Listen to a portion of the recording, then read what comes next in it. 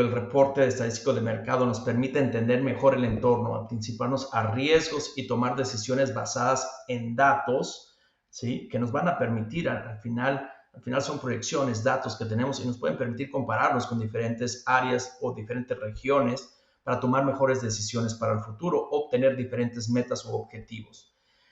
En un contexto tan cambiante como hablábamos que de tarifas, de salud, de medio ambiente, esto marca completamente la diferencia para ser un buen productor.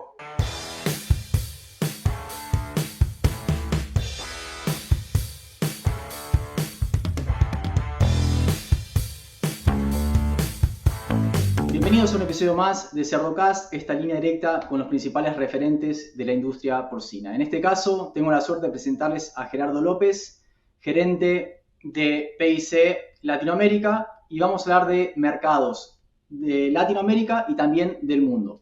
Gerardo, buenos días. ¿Qué tal? Buenos días, Leandro. Muchísimas gracias por la invitación y muchas gracias por la oportunidad de estar con ustedes y compartir unos comentarios sobre el mercado porcino de Latinoamérica y del mundo. Como mencionas, mi nombre es Gerardo López, soy el director general de PIC Latinoamérica. Soy mexicano, radico en Nashville, Tennessee, es donde se encuentran las oficinas o el corporativo de PIC Global. Egresado del TEC de Monterrey, soy ingeniero agrónomo zootecnista. Posteriormente realicé una maestría en administración de empresas de la Universidad de Carolina del Norte. Llevo alrededor de 26 años en esta industria. Hace 15 años con Smithfield Foods y llevo 11 años trabajando para PIC en diferentes áreas de cadena de suministro, exportaciones, manejo de cuentas, y tendremos como un año y medio en esta posición de dirección general para Latinoamérica. Muchas gracias por la invitación. Gracias a vos, Gerardo. Como todos ya sabemos, el 2025 comenzó con todo, con un montón de ruido en los mercados, hay grandes cambios, hay nuevos líderes en el mundo y estoy súper ansioso por meternos en ese tema, pero antes me gustaría que nos ayudes a darle un cierre, un resumen del 2024, cómo cerró el año en términos de mercado y cuáles son tus conclusiones. Por supuesto. Nosotros creemos que el segundo semestre del 2024 se caracterizó por un entorno bastante retador en la porcicultura global, ¿sí? Influenciado por varios factores, volatilidad económica, el proteccionismo comercial y tensiones geopolíticas. Varias partes del mundo con diferentes situaciones, ¿no? Sin embargo, creo que Latinoamérica destacó positivamente, sobre todo Brasil y México, impulsado con precios gracias a una sólida demanda interna. En general fue un año, creo que de recuperación, con mejoras en los márgenes para muchos países y una mayor estabilidad en los costos. Excelente. Y en términos de consumo a nivel los diferentes países, los principales países de Latinoamérica, ¿cómo viene evolucionando eso? Muy buena pregunta. El consumo de la carne de cerdo tuvo un comportamiento muy dinámico este año, o el año pasado, para el 2004. México alcanzó cifras récords de 3.3 millones de toneladas métricas, que es alrededor del 6% de crecimiento. Colombia creció un 10% y tenemos países, por ejemplo, Chile, que estaba alrededor de 22 kilos por cápita. En Centroamérica hay países como Costa Rica y Panamá que están liderando el consumo.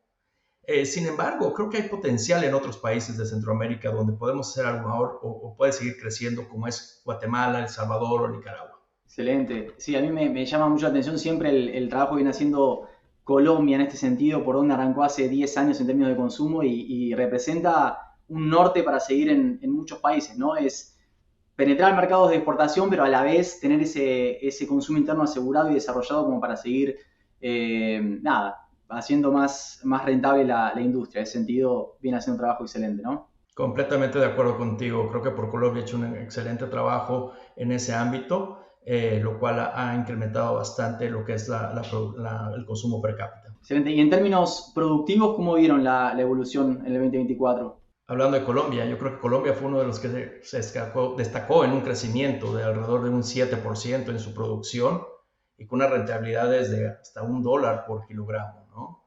México también tuvo muy buenas mejoras en la producción, alrededor de un 2%, aunque con fuerte presión en los costos debido a la fluctuación del peso comparado con el dólar, ¿no?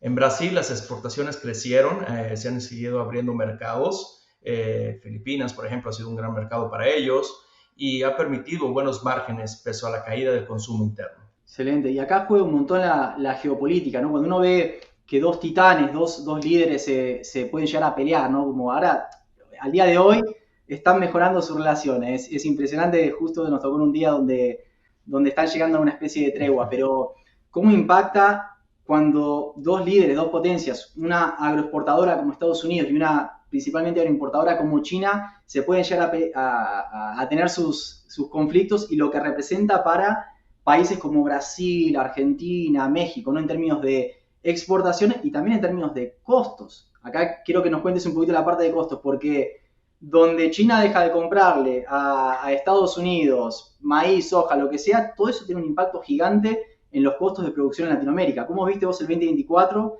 Y después pasamos a la parte de cómo ves los próximos pasos o el 2025. Por supuesto, sí. Esas tensiones geopolíticas, lo que puede causar alrededor del mundo en las cuestiones económicas, ¿no? Pero hablando del 2024, la producción mundial del maíz, vemos cayó alrededor de 1%, especialmente por menores cosechas en la Unión Europea y Ucrania, lo que ha presionado los precios hacia el alza. Pero tenemos la suerte de tener Brasil y Argentina que aportaron un equilibrio en las cosechas, a tener mayores cosechas este año. Por otro lado, la soya tuvo una producción récord, sobre el 8%, a la vez han tenido una baja en los precios, ¿no? De alrededor del 20 a 22%. Esto ha ayudado a estabilizar los precios en la región, en contraste con el maíz y la soya, ¿no?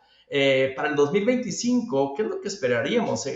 Con una segunda cosecha de maíz en Brasil que ayude a contener estos precios, ¿no? Pese a un inicio de año con costos bastante altos. Excelente. Acá no podemos hablar, cuando hablamos de geopolítica, del impacto de los grandes jugadores en todo esto en todo lo que hace la industria, no podemos dejar de ver dónde está parado Estados Unidos, China primero, que es el principal productor, Estados Unidos y después la Unión Europea, ¿no? Como al día de hoy es 13 de mayo, porque está cambiando mucho y muy rápido. ¿Qué foto tenemos al día de hoy, Gerardo? Bueno, todas las mañanas hay que leer las noticias para ver qué cambió, ¿no? Pero precisamente, sí, yo creo que China, al reducir sus importaciones, que calculamos que es alrededor del 30-31%, ha mantenido un enfoque de autosuficiencia. Esto ha afectado a ciertos países. Europa entró en altos costos energéticos y las caídas de precios, lo que ha afectado su competitividad. Estados Unidos ha aumentado su producción y sigue siendo el principal exportador a México y Asia Oriental. Muy bien, muy bien. Y a nivel aranceles, ese es el hot topic hoy.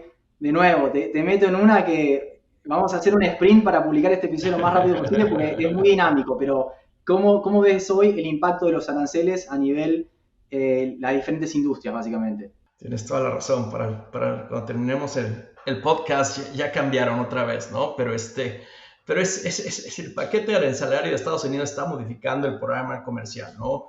Todo en el mundo, sin dudarlo. Este paquete arancelario incluye aranceles del 10% hasta adicionales hasta del 125% en productos para China. Ayer cambiaron, ¿no? Del 10 al 30%, pero mañana puede cambiar otra vez, ¿no? Dependiendo, ¿no? Entonces es algo muy dinámico.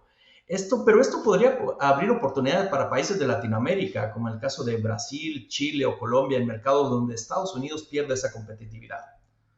Sin embargo, al tener Estados Unidos, no tener esos mercados como China, también podría significar que se redirija esos excedentes a nuestra región, generando presión sobre los precios locales, impactando a nuestros productores de Latinoamérica. Excelente, es súper interesante. Acá podríamos hablar días y de nuevo quedaría desactualizado en poco tiempo, pero es interesante cómo impacta si Estados Unidos no puede ubicar esa superproducción que tiene de materia prima básicamente a China, esa puede ser una oportunidad para países como Brasil, pero al mismo tiempo, si no puede ubicar tampoco la carne de cerdo en China, es un excedente que tiene que colocar en otro lado y ahí es donde te desbalancea todo el juego, ¿no? Precisamente.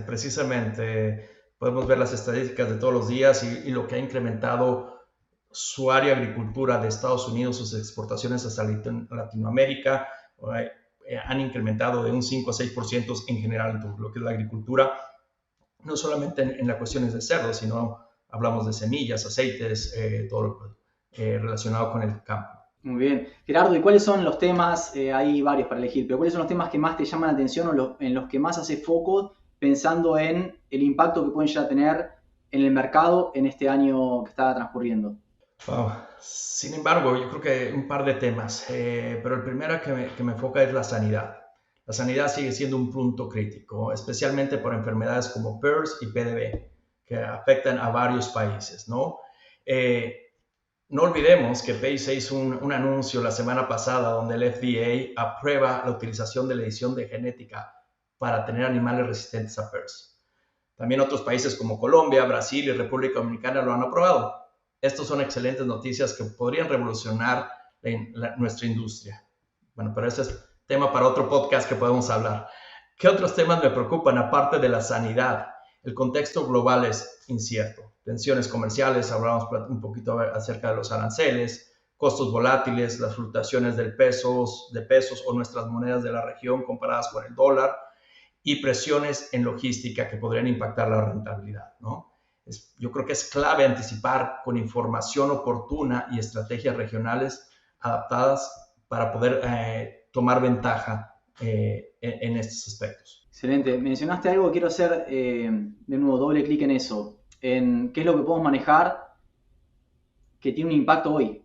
Porque cuando hablamos de mercado, cuando hablamos, el precio del cerdo puede llegar a aumentar o aumenta, y de nuevo son decisiones que transcurren en tiempo real o variables que transcurren en tiempo real, y uno toma decisiones a nivel productivo, el resultado de esas decisiones demoran en expresarse porque es un ciclo biológico que uno no puede acelerar. Uno dice, el precio del cerdo aumentó de repente, y si yo empiezo a tomar decisiones nutricionales hoy, en cerdos destetados se van a ver en 6 meses, casi 6 meses. Entonces, hay unas cuestiones que son súper interesantes y tienen un impacto gigante en el resultado económico, la rentabilidad de la empresa, pero que no sé cuánto margen tenemos como para acomodarnos a eso. Y hay otras cuestiones que tenemos que siempre hacer foco, porque independientemente del escenario, hace la rentabilidad. Vos mencionaste la parte sanitaria, ¿no?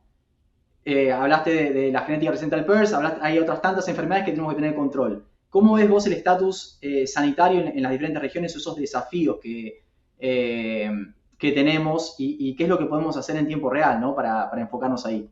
Yo creo que la parte sanitaria es un problema que tenemos no solamente en diferentes países alrededor del mundo, ya sea PRRS, PDB o cualquier otra información, otro problema. Uno, es importante manejar muy bien nuestra bioseguridad, ¿okay? Entender muy bien nuestros programas de bioseguridad, nuestra genética, nuestra nutrición. Creo que reforzar, invertir en esas áreas nos va a hacer más productivos y más sustentables durante el tiempo. Sí, coincido totalmente. Dejamos un poquito de lado a Centroamérica, pero me gustaría llevarte un poco por ahí porque cada vez juega un rol más importante en la industria. Están creciendo un montón a nivel de tanto de consumo, de productivo, en la eficiencia que tienen, y me gustaría que nos hagas un mini resumen de cómo fue o cómo ves vos la situación productiva en esos países. Súper. Centroamérica yo creo que tiene muchísimo potencial. Nosotros como PaySe estamos enfocándonos mucho a Centroamérica, estamos tratando de reforzar nuestra presencia en Centroamérica. La tenemos, pero queremos doblarla en los próximos años. Y creemos que Costa Rica y Guatemala muestran avances muy significativos en la modernización de la industria. Pero persisten otra vez brechas de sanidad, ¿no? Mucha sanidad, muchos problemas sanitarios, y por lo cual te afecta la productividad. Tenemos el caso de República Dominicana, que no puede salir de la peste porcina africana y sigue afectando gravemente a la producción, ¿no? Pero creo que hay una oportunidad muy importante, como te mencionaba, si refuerzan los controles sanitarios y se promueven modelos de sostenibilidad, de mejoras genéticas, de bioseguridad, de nutrición, creo que podríamos llegar creo que podrían ser muy competitivos en la región. Muy bien. Gerardo, tengo una pregunta para vos, porque yo tengo mi background como nutricionista, ¿no? Cada vez hago menos nutrición, pero en lo que hace a toma de decisiones, nosotros usamos mucho herramientas, como por ejemplo, usted tiene una calculadora desarrollada con K-State, yo estudié ahí sobre energía neta, es espectacular a la hora de decir, bueno, cuál es la inversión que mayor rentabilidad me genera, definiendo lo que es tasa de crecimiento, el tiempo el sistema, si es a tiempo fijo o a peso fijo, materias primas, el costo, etc. Y soy un fanático de tomar decisiones basadas en información, ¿no? Entonces acá quiero volver a la parte de mercado. En un mercado tan cambiante, ¿cómo podemos usar esta información como para mantenernos competitivos en esta industria? Es un excelente punto aquí. Creo que contar con una información clara, oportuna y orientada a las acciones es fundamental.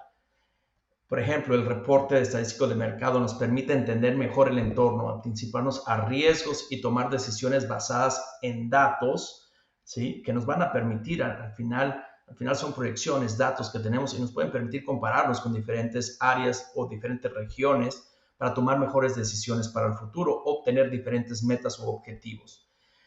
En un contexto tan cambiante como hablábamos, que de tarifas, de salud, de medio ambiente, esto marca completamente la diferencia para ser un buen productor o ser más rentable. Algo que yo uso un montón es lo que es el benchmarking. Para los que están escuchando, es un comparativo en cuanto a una variable específica entre sistemas de producción. Entonces, ¿por qué me gusta mucho eso? Porque me marca el potencial que tienen aquellos sistemas de producción que están en la media. Digo, bueno, yo estoy parado, uno se ubica, ¿no? Dentro de esa campana de Gauss, por así decirlo, en esa curva. Digo, ¿dónde estoy parado yo y dónde está el top 10%? Porque uno tiene un montón para implementar que nos puede llegar a acercar a ese 10% y te comento esto porque sigo los reportes que ustedes tienen y digo, bueno, ¿dónde está para la industria? ¿Cómo va avanzando como un todo? ¿Cómo va avanzando el top 10% que más implementa tecnología o que más está enfocado en el manejo estratégico de la información y toma decisiones basadas en información? Y esto de mercado también es súper interesante.